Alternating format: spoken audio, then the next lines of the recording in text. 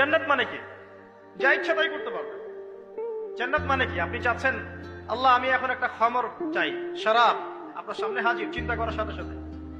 জান্নাত মানে কি? আল্লাহ আমি আপনাকে দেখতে চাই, আল্লাহকে আপনি দেখতে পারবেন। জান্নাত মানে কি?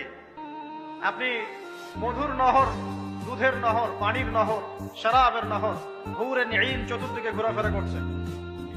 একজন নিম্নমানের জান্নাতি মানে সবচেয়ে শেষের দিকে যারা জান্নাতে যাবে তাদের সাথেই দুজন করে হুরে নিঈম, আহাল পরিবার তো আছেই, গিলমান পানপাত্র নিয়ে চারপাশে ঘোরাফেরা করবে। জান্নাত মানে কি? যেখানে যা ইচ্ছা তাই করা যাবে, বলার কেউ নাই, বাধা দেওয়ার কেউ নাই, সেখানে কোনো মৃত্যু নাই, সেখানে কোনো অহেতুক কথাবার্তাও নাই, কোনো গাল গল্প নাই, কোনো মিথ্যা নাই, কষ্টের ক্লেশ মাত্র নাই, থুতু ফেলতে হবে না।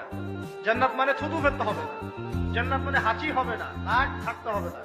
জান্নাত মানে ইস্তেঞ্জা, পেশাব পায়খানা করার টেনশন নাই। মানুষ খাবার খাবে, একটা ঢেকুর তুলবে, বাস খাবার হবে। আর জান্নাতের সবচেয়ে বড় বিষয়টা কি? আল্লাহ পাককে আমরা এই চোখ দিয়ে দেখতে পারবো ইনশাআল্লাহ।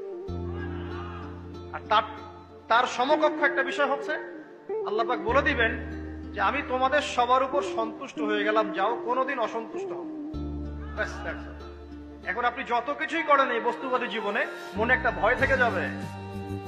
আপনি বিশ্ব নেতা হয়েছেন, বড় শিল্পপতি হয়েছেন, পলিটিশিয়ান হয়েছেন, ইকোনমিস্ট হয়েছেন, মনে একটা ভয় থেকে যাবে যে মরতে আমাকে হবে, আল্লাহ আমাকে ধরবেই, হিসেব আমাকে দেওয়া লাগবেই, কবরে আমাকে একাই যাওয়া লাগবেই, আমাকে কিয়ামতের মাঠে দাঁড়াতে হবে আল্লাহর সামনে।